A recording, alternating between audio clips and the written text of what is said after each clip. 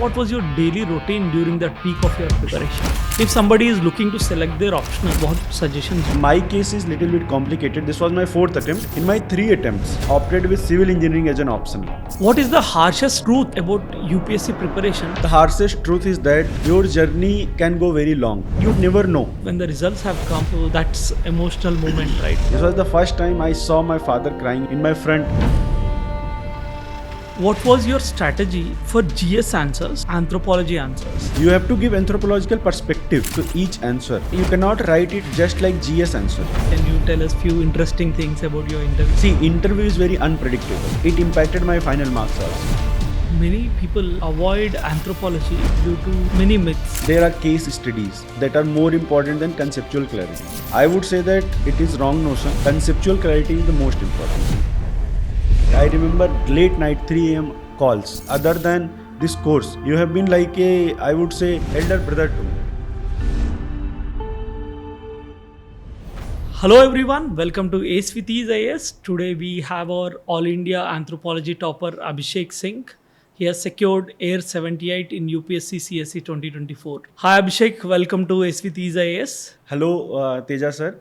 I am very grateful that you have provided me this opportunity, this platform to express my views to larger aspirant community. Thank you so much. Yeah, so if you are an aspirant, if you are looking for the raw talk and real motivation and practical wisdom, then this episode would be a gift for you. So keep watching till the end. So Abhishek, what was your reaction immediately after seeing the rank in the list? When I checked the rank, actually I made sure that I verify it 4 to 5 times because I have to tell parents and like that. So I started crying when I saw it. I started crying. I told my mother. They were also crying. So this was the reaction of everybody. Okay, so that's an happy moment. That might be a lifetime moment you can never forget. Right. So you happen to be from IIT Hyderabad, right? So how did IIT happen? So do you want to share any memory for our Hyderabad people?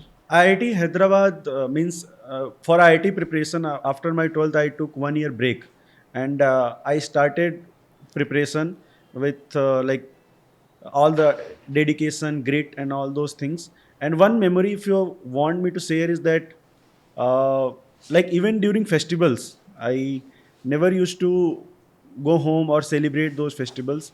And my mentors, they used to like tell ki you should take some break and all those things. But I was so passionate, so determined that it kept me motivated. So as an IITian, people had expectations on you. So did you ever feel like they are putting pressure on you? Being an IIT and people think that like this person will have crores of packages like that. Like they have this expectation, especially I come from a rural background. So there is a belief that once you have entered into IIT, you will earn crores. But actually this is a myth. It happens only for certain branches. Now, second thing you asked whether it created a pressure on me. Actually, I never took the pressure. Like people have their own expectation, but ultimately I have to perform. I have to keep myself happy. So that kept me going and I never felt the pressure. So what made you pursue civil services? Actually, the final decision to start civil service preparation got framed in 4th year of my college. In my college days, I used to associate with activities like National Service Scheme, where I used to lead cleanliness drive and then blood donation camps, all the connecting with grassroots level people. I used to go to villages, delivering education also. So during that time, I realized that this is my calling because I used to enjoy that process whenever I used to engage in the social activity. So by the time I came to 4th year, I made my mind that I'm not going to sit for placements and I'm going to give my 100% to UPSC preparation. Okay, how did your family and social background influence your UPSC preparation? In a way, my family has been very supportive. Like my both parents are highly educated, like both are postgraduate, and my father does a lot of research on each and every topic. He always does research on what competitive exams are there, what materials we should read, means what we should do. He does that. He used to regularly communicate us. So my point is that in our home, My parents have created such an environment, such an enabling environment, that I could easily pursue my goal without feeling any pressure. We were never compared with any other children's. My parents never compared. They said that you have some certain qualities. Try to determine that quality and work on that. So for that, you should be very thankful to your Yeah, I'm parents. very thankful. Yeah. So if you see that when the exam is close, there would be peak of your preparation. So what was your daily routine during that peak of your preparation? During the peak of my preparation, honestly, other than sleeping and nature's call, all the times I used to give to like basic minimum activities that is needed. I used to do. Other than that, all the waking hours I used to study. I did not waste my single minute. So how did you choose your optional subject? If somebody is looking to select their optional, what suggestions do you give it to them? See, my case is little bit complicated because initially I took civil engineering as an optional. Like in my this was my fourth attempt. In my three attempts, I opted with civil engineering as an optional, and I was not able to score good marks into it. Then later in my fourth attempt, I shifted to anthropology. Now you ask that how I chose anthropology. The reason is that I did my research which resulted into certain points. First, ample guidance is available. Second, a lot of materials are available. Third, there was a perception that this subject is very scoring. Fourth is that it is very quick to cover. And if I compare with civil engineering, whatever hard work I had put in civil engineering, I would say one fourth of the hard work I had to put in the anthropology to get the success. So these were the factors. So, what's one thing that people don't know about you in this journey? What would you like to tell that people don't know about it in your journey? So they know your journey, but there might be something which people don't know about. So what's that one thing? I would say that self doubt is one thing. Means on the face of it, the people I have met, they assume that I'm very confident, and but they don't know the underlying self doubt that I go through every day. So in this preparation, from the face of it, I looked confident, prepared, but underneath there was a self doubt which was actually fueling my hard work. It was acting as a motivation. Okay, nice. So you took it as positive. Right, right. What is the harshest truth about UPSC preparation that generally isn't talked about in the normal conversations or when people interact? What is the harshest truth about UPSC preparation? The harshest truth is that your journey can go very long. Like people expect that they will clear in first attempt, second attempt, but you never know when are you going to clear. And second thing is, it requires lot of hard work. And when you do hard work, luck also favors you. Like there is a line that fortune favors the brave, right? I think it is a line by Chanakya that fortune favors the brave. So if you are brave and working hard towards your dream, then one day luck will come into your favor, because ultimately it is also a truth that luck has a role to play in this preparation, because the kind of person who is checking your copies, the luck on the day of prelims, you might not recall certain facts, you might fill the bubbles wrongly. So if you have bad luck, then your preparation may go south. So point is, luck is one factor. So this preparation, if you look at it, is a emotional roller coaster journey, right? For every aspirant. So you see the failure, again you come back, again you see the failure, again you come back. So this has happened to you over the years. So this needs strong emotional support system. Who was your strongest emotional support system or the most important emotional support system during the UPSC preparation? Fortunately, I never lacked any emotional support system, because I have been associated with very good friends. My family, everybody supported me. If I am going through some problem, emotional problem, I would call my mom, I will call my father, or talk to friends. So everybody in a way contributed their own part in my journey, and I'm very thankful, very grateful towards each one of them. So you have a younger brother, right? Yes. So like I do have a lot of fun with my brothers. So how about you? Yes, yes. So did you used to make fun while your preparation is going on? Like as a younger brother, it is his right to make some fun. So I remember like uh, actually what happened during my preparation, he used to give my food to my table. I was not allowed to go outside room, means they were making sure that I get everything at one place. So one day what happened, he brought me food, my water, everything, and he said, collector sahab, take the food, we are all working for you. Like in a funny way, he Okay. made such comments. So I really enjoyed that. It acted as a motivation also. So if your younger self, say at age of 18, comes and meet you now, what are you going to say to your younger self? Okay, if I had to meet my younger self, first I would say that practice is the most important thing in this preparation. On the day one, you are not going to write the perfect answer. You have to practice. So the self doubt that you are having, that you will have in this journey, it will be worth it if you use that self doubt as a tool for motivation. This is the first advice that I would give. Second advice I would give: remain calm, remain cool. Like in this preparation, uh, we don't know what results are going to be.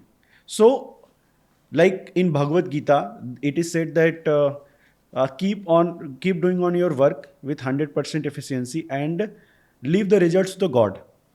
So at the 18 years age, I would advise myself these, that ingrain these points into your mind so that my daily life, daily activities become effortless. Nice.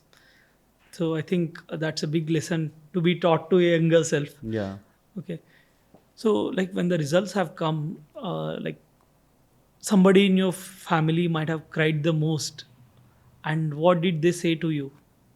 So that's emotional moment, right? At that point of time. So can you tell us about it?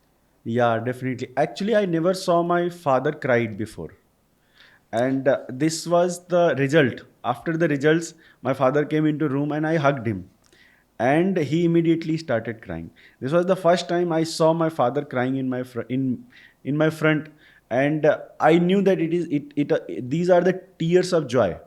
So that gave actually satisfaction that today I'm able to make my parents proud. And my father, maybe in that overwhelming emotion, he could not say even a single word. Right.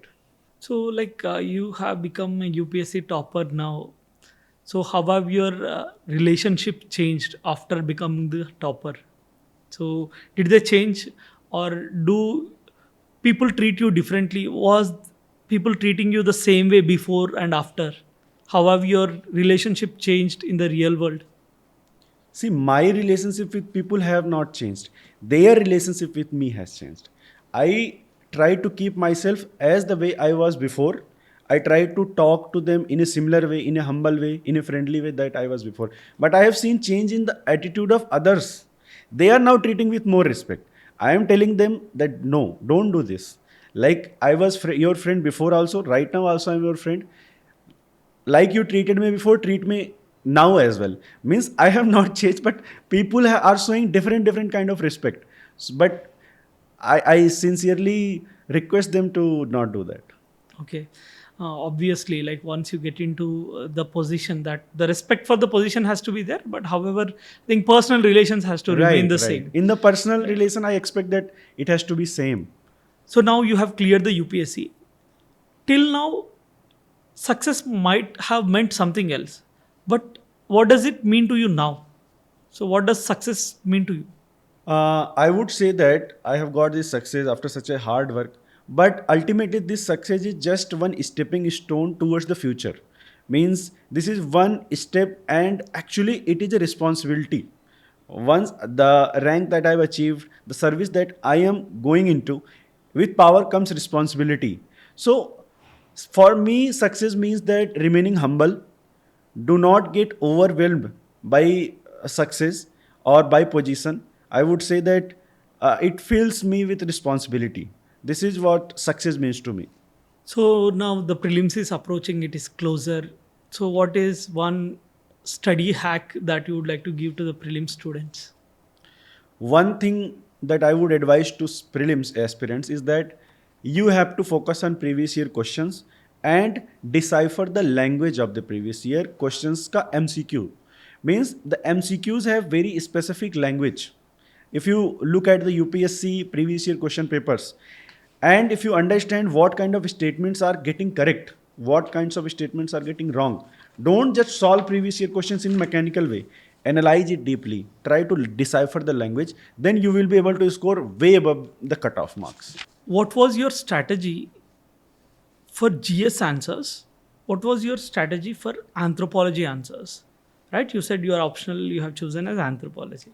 So, how did you bring that difference, and what was the difference that you created between these two?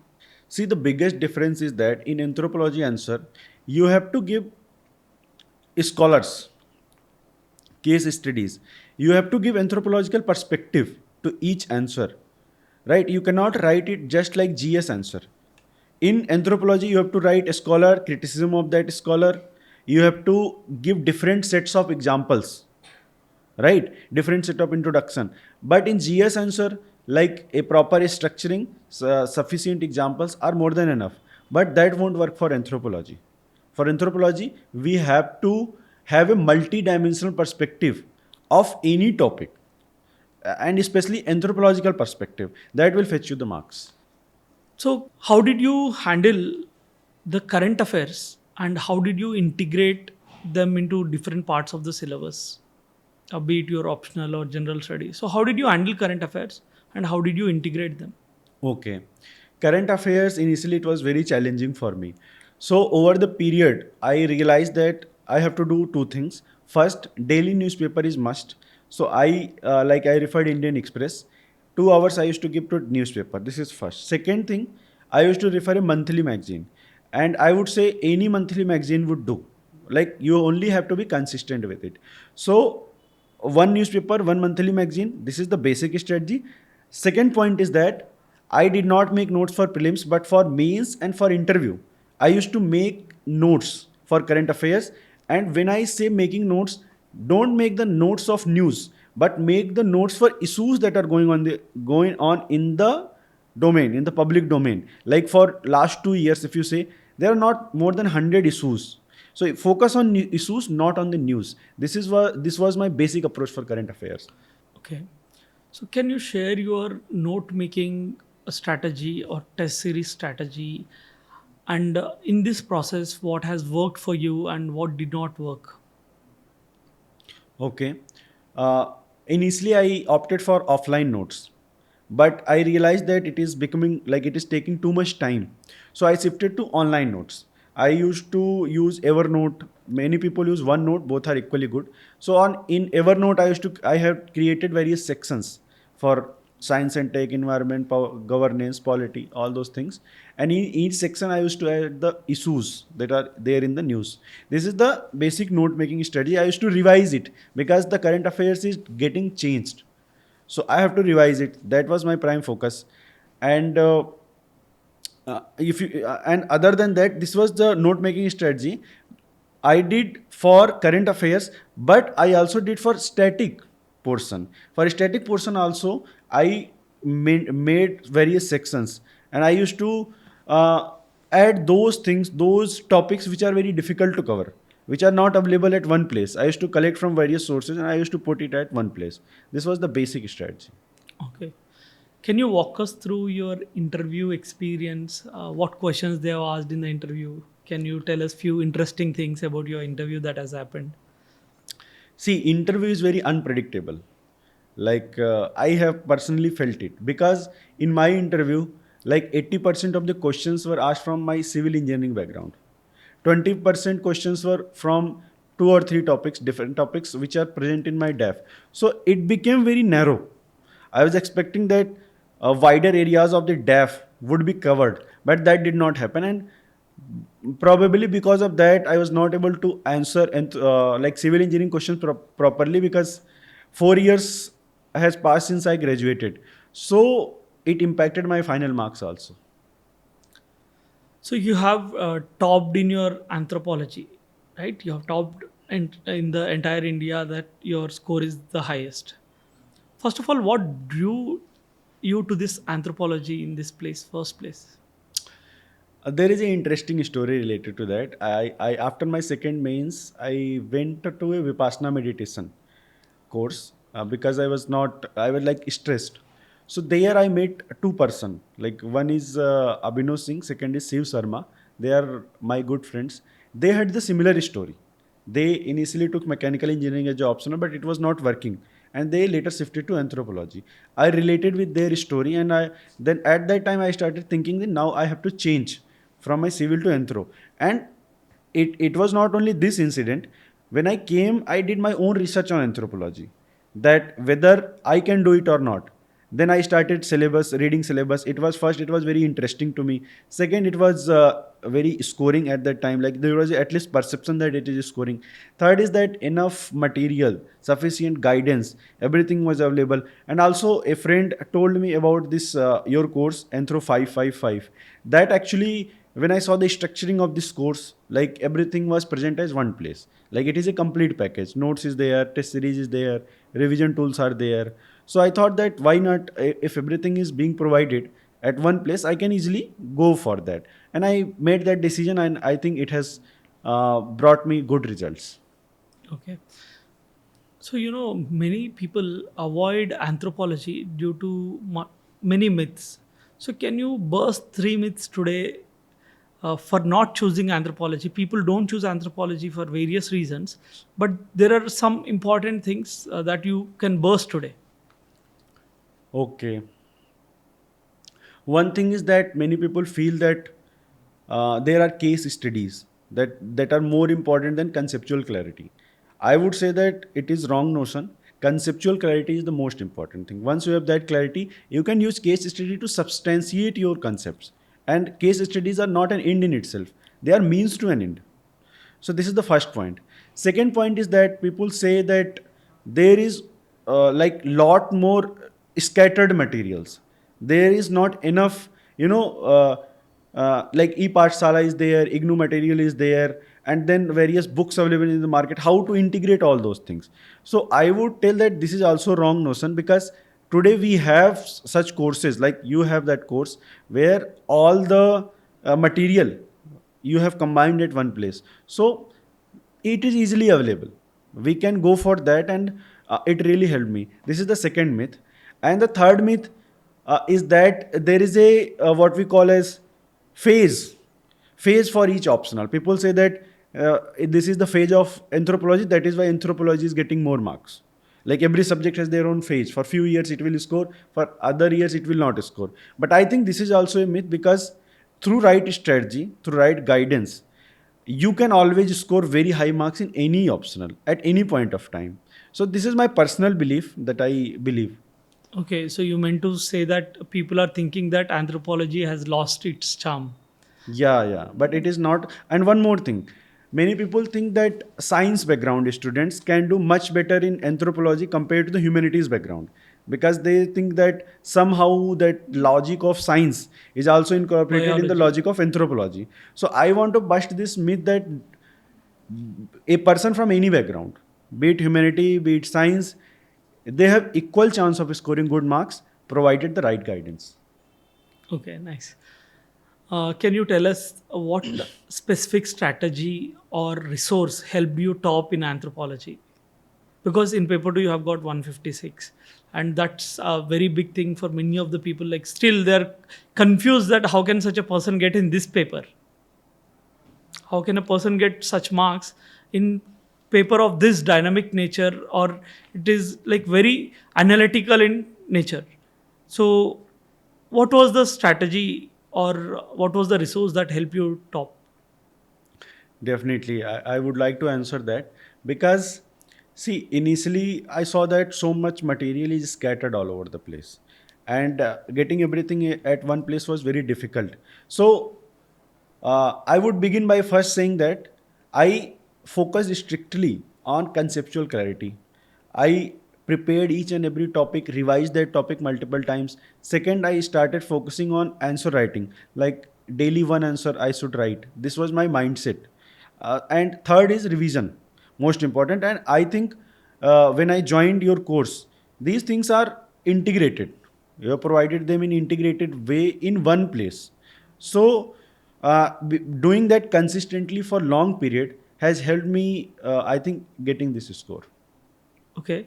So this is about the course. So what do you think my contribution in your journey to succeed or to get good marks in anthropology?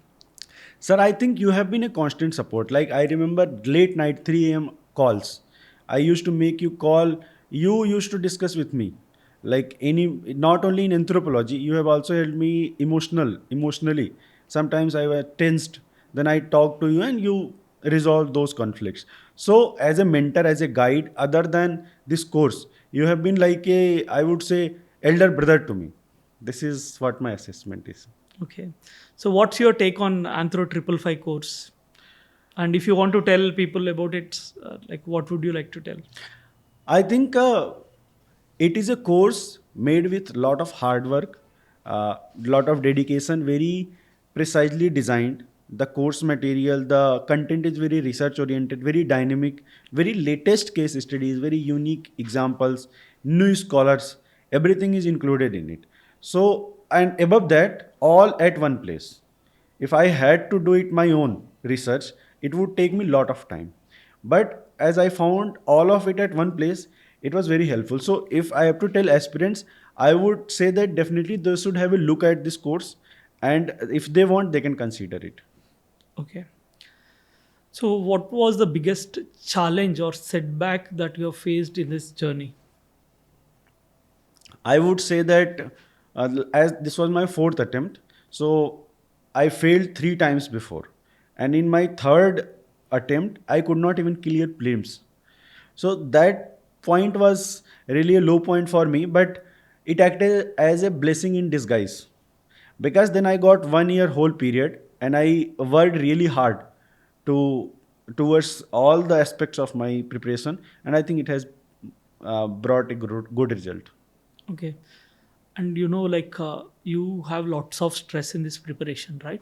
So the stress from personal side, professional side, and you might be seeing, since you're from IIT, many of your friends might be getting crores of package and they're well settled in their life. How did you handle stress in this journey? Like what you used to do to deal with this stress? Sir, when I started doing Vipassana meditation, the meditation has helped me in managing my stress, my emotions. So, this meditation technique made me more focused, more calm. I used to practice like 1 hour daily, the Vipassana meditation, 1 hour. It was a like ritual for me. After waking up, I would give. And that has changed me as a person. Earlier, I used to react to a situation. But after doing Vipassana meditation, I now respond to a situation. I take time. I then respond in a very structured way. This is what change Vipassana has made in my life. And also, actually, it has also given me a wider worldview, a wider philosophy, a philosophical guide to how to lead my life. So, overall, it has helped me a lot. Okay.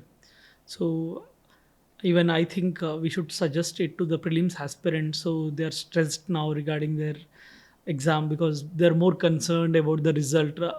Because it's easy to tell that focus on the process rather than the result, but when you practice it, it gets very difficult. I think maybe with what you have said, by practicing vipassana or any kind of meditation, that would really be helpful for them to deal with the stress at this point of time.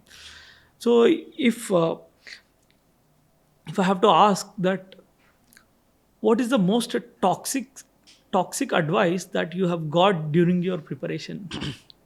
Most toxic advice. Yeah, one most toxic advice is that, like in my first attempt itself, I got advice like you will definitely clear it in this attempt. Like it was somebody trying to boost me without knowing my actual situation. The point is, like I am from IIT background. What happens? It creates an image in the person that I will clear it in first attempt. And such perception, what it does, then they start giving advice in that way. And what happens that somehow I feel that I have to meet the expectations that they are having. So what happens that I started hurrying, like I did not do it in a structured way. I started to complete things, like rushing towards things. So the toxic advice is that people try to, boost me without knowing my actual situation. Okay. If I have to ask a bit personal, like what's your philosophy about life? Okay, philosophy. My philosophy about life is largely derived from the Buddhism. I really revere Lord Buddha, and when I went to Vipassana meditation, then my life philosophy became more rigid, and that is, this too shall pass. There is this line that this too shall pass. Whether you are at high phase in your life, whether you are at low phase in your life, it is temporary. Do not get attached to one state of mind or one state of situation. It will change. If you are having worst days, then you will also have good days. But remember, good days will also pass. So we have to be equanimous, we have to be calm in all the situation. This is what I got the wisdom from the Vipassana meditation, that everything is temporary in life. Don't be arrogant about any success that you are getting in the life. Don't feel very weak when you are failing in life. Treat both success and failure as same. Once you have this equanimity, this mindset, then working hard towards any goal becomes very easy. So when I imbibed these principles, then I think my fourth attempt I could implement it in my preparation, and it made my journey very like enjoyable. Excellent. I think this should be learning for me as well. And thank you for sharing your philosophy. I think this has to be one of the uh, best ones to aim for, so to implement. Okay, so like when I used to talk to you, when we used to be on call, I used to ask अभिषेक क्या कर रहे हो आप, तो आप बोल रहे थे कि मतलब मैं गाना सुन रहा हूँ सर. तो मतलब I wanted to ask but then I couldn't. So now let me ask, like even people will get to know what's your favorite song Okay. uh, and from which movie it is. Not from movie, but from a series. Like there is a Series, series, web series, yeah. web series is there. This is Scam. There was a series called Scam, in which there is a song by Kabir Cafe, which is like "Mat kar maya ko ahankar." It is very nice song. It says that all the material success that you are seeing in the life, do not be arrogant about it. Mat kar maya ko ahankar. It is really close to my heart. And whenever I feel overwhelmed or I feel underwhelmed, in both situations I listen to this song, and it really gives me a lot of peace. Okay, nice. So I couldn't ask then. I think now I got the answer. So till the time you were in the process, your day looked different. After getting the results and after becoming an UPSC topper, how does your day look like? So like 22, the results came, right? Since then, my schedule is like, many people are coming to wish me this, like congratulations. Many are participating in the success that I have achieved, and people are very happy. So it's like whole day receiving congratulations, like attending guests. All those things are going on, and then during the my preparation journey, those who contributed to my success, like those mentors, guide, whoever supported me, now after my success I have started thanking them. I call them, I tell them thank you for being such a good support for me. I am going to the places where I've actually done the courses, like I have no hesitation in saying good things about those things that has benefited me. So I am doing it because I am grateful. So this is what my journey has become after the success. And here what happens, that people treat you little bit differently, like they are giving lot of respect. I am receiving lot of respect. I was never used to it, but I think I have to get used to it because now the whole rest of the life this will go on. Okay. So Abhishek, now let's come to little uncomfortable truth. Okay. So many people say that UPSC is about luck, and many people also say that UPSC is about hard work.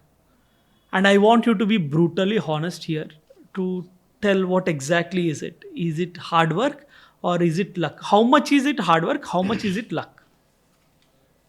Very, very good question. Be brutally honest. Yeah, yeah. See, I remember one quote by I think it is by Machiavelli. He said that fortune favors the brave. So this line really stuck with me. That fortune favors the brave means those who are actually working very hard, those who are brave enough to work hard for their dreams, for their goals, those who are brave enough to put hours and hours of work daily, consistently. If they are doing it, means they are brave, and then luck also favors them.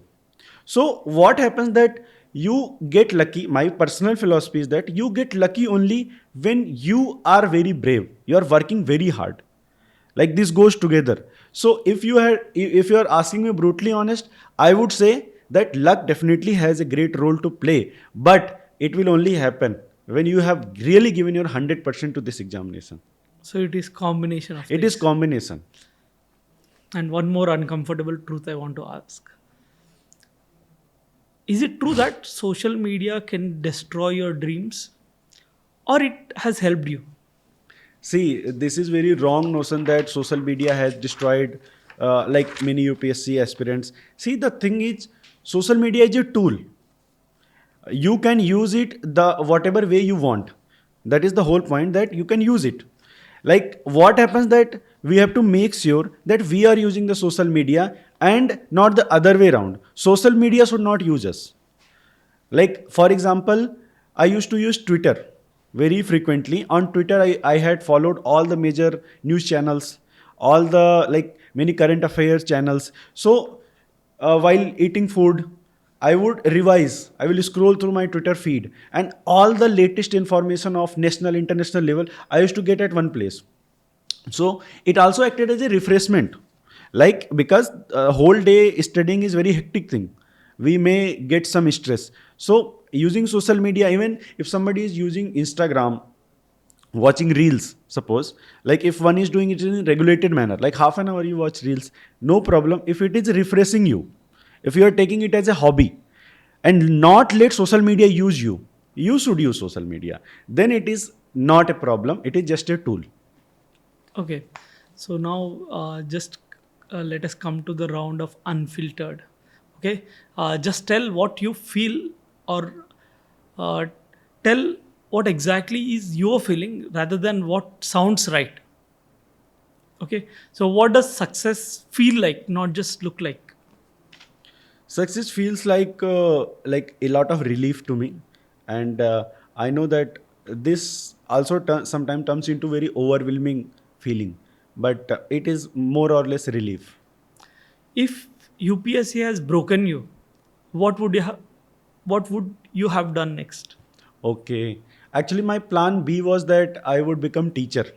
I like teaching. Like for 3 months, I remember I gave a crash course to IIT aspirants for mathematics.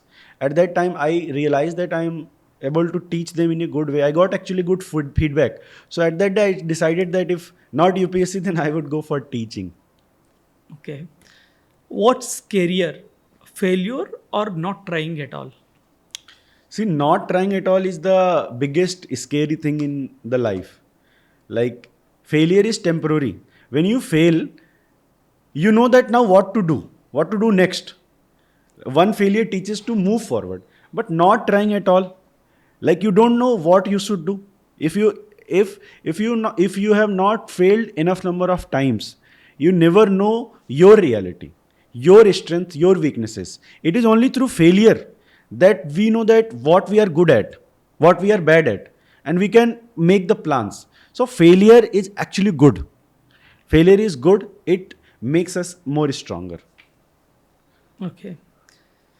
So, what is the biggest misconception that people have about IITians cracking UPSC?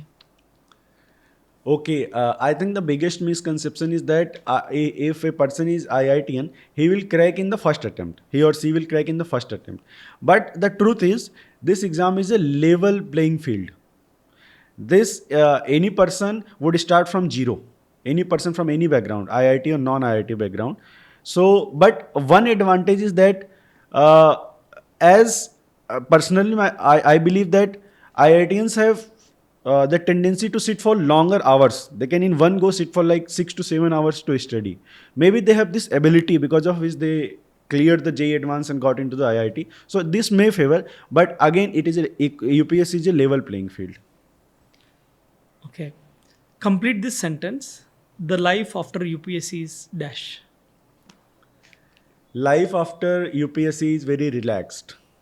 Okay. So I think uh, only you can answer till the extent that you have experienced, right? Yes, yes. Okay. So, like, I want you to give some advices to the aspirants that who are preparing for the next year. So, what are the most common mistakes aspirants would make, and what are the most common mistakes that you want them to avoid? The most common mistake. The first one is that this thinking that I will clear in the first attempt, like I will clear in the second attempt. You cannot decide when you are going to clear. It is the UPSC who will decide whether you will clear or not. My point here is that you have to focus on the process, not on the results.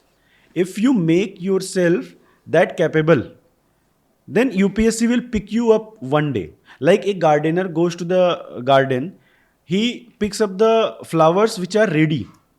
Like UPSC will one day pick you up once you are ready. So focus on making yourself better. Don't focus that I will clear in the first attempt, I will clear in the second attempt. Such targets add extra pressure on the mind. Then we cannot give our 100%. We have to focus on building our concepts, writing better answers, and analyzing previous year questions. Many times, many aspirants do not analyze previous year questions. There is a separate strategy for prelims, there is a separate strategy for mains. The approach to previous year question is different. So the whole point is that never make this mistake of avoiding previous year questions. They are the bedrock of this UPSC preparation. So do that, and once you are ready, UPSC will immediately select you. Consistency versus intelligence in clearing the prelims. In clearing the UPSC, which is more important? There is one quote: hard work beats the talent when talent doesn't work hard. Means, if you are working hard, you are consistent. One day, a person more talented than you, that person, if he is not working hard, if he is not consistent, your consistency will beat him. Point is, believe in your hard work. You may have little bit less intelligence, but if you are working hard, you will achieve success for sure. So, what is your advice for aspirants who are from rural backgrounds or non-English medium backgrounds? So, what advice do you give to them? I would say that come to this UPSC preparation to enjoy this process. Do not take any pressure, because coming from such a background, people might feel that people might feel underconfident that whether I will be able to do it or not. So my advice is just relax, enjoy the process. When you read newspaper, try to enjoy it. Try to Google it, like any new thing. Try to Google it. Take interest in it, like active participation. You have to actively participate in current affairs, actively participate while you are reading various subjects like polity, economy, whatever subjects you are doing. Enjoy the process. So when you enjoy it, you learn at faster pace. So whether you are from any background, you will definitely, your possibility of clearing this exam definitely increases. So, what is the one advice that you would give to aspirant that would shock him and put him into action? I would say that if you do not work hard, if you do not give your 100% to this exam, and tomorrow if you fail, you will regret that such a golden year of your life you wasted. I tell many aspirants that work so hard, give your 100% in such a way that tomorrow if you exit the process, you leave with the satisfaction. Because this feeling of not working hard, this feeling of unsatisfaction in the process itself, once you quit the process, it will give a lot of pain. So I would say work hard, give your 100%. What is the one lie people believe about UPSC toppers, and today you want to debunk it? One lie. Okay. I would say that people believe that UPSC toppers are somebody who is extraordinary. I think if you see the list every year, there are people from every background. Somebody who is from very rural background, somebody who act as shepherd. There was one story, a person, a aspirant who was shepherd. He cleared this exam. So the lie that only the extraordinary people, only the cream people, they clear this examination. My reply to that is UPSC is a level playing field. If you are coming into this field with right kind of guidance, right kind of motivation, and hard work and consistency, your probability of clearing this exam increases by multifold. So, these days people are saying that UPSC has lost its spark. And do you think is it worth chasing the UPSC dream still in 2025? I wouldn't say that UPSC has lost its charm. It is still there. And every year, the number of aspirants who are entering into this preparation is increasing. It is not decreasing by any way. So it has not lost its charm. But I would definitely advise all the aspirants to always have a plan B. Because this preparation also becomes unpredictable. At one point, you will realize that there is an unpredictability in this nature of the examination is such. So plan B should be ready. And other than that, for your plan A, which is UPSC, you should give your 100%, and your chances of success will increase. Okay. So, how UPSC has changed you as a person over a period of time? Okay. As a person, if I say my worldview, my perspective of looking at things has changed a lot. Like earlier, there was very narrow perspective, I would say, when I started this preparation. But over the period of time, now I have read so many subjects, so many disciplines, so many dimensions. Like anthropology, I read everything about humans from history to current contemporary times, everything. So it has made me more tolerant, I would say, tolerant towards other societies, tolerant towards others' viewpoints, because we read multiple scholars who have different viewpoints. So first, it has made me tolerant. Second, I would say it has calmed me also. This process is such that it requires such a hard work that all the uh, energy, it becomes calm. Whatever you had in the initial, like so much motivation, it becomes calm. So it has made me a calm and better person, and a person who can understand the world through multiple lenses.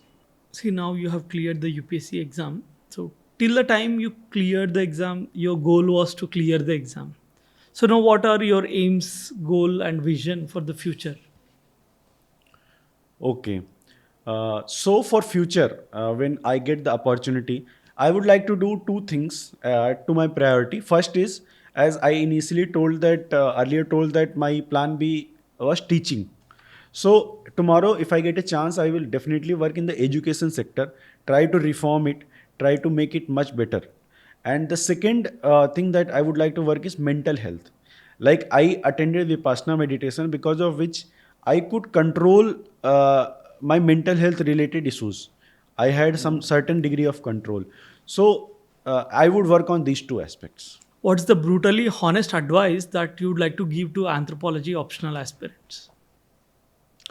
Okay. See, in anthropology, you have to remember a lot. You have to mug up a lot of things. But once you have done that, it is very rewarding as well. If you have a very unique set of examples, very unique set of case studies, and a unique way of presenting your thoughts in anthropological perspective, then I would say that it is very rewarding as well. So don't be afraid of mugging up things. It definitely rewards you and gives you more marks. Uh, and I have to say that some episodes are personal, and for me, this is the one. So today, I'm not just talking to an UPSC topper, but my student whom I have seen growing through the doubts, have seen he going through the lot of setbacks and silent struggles.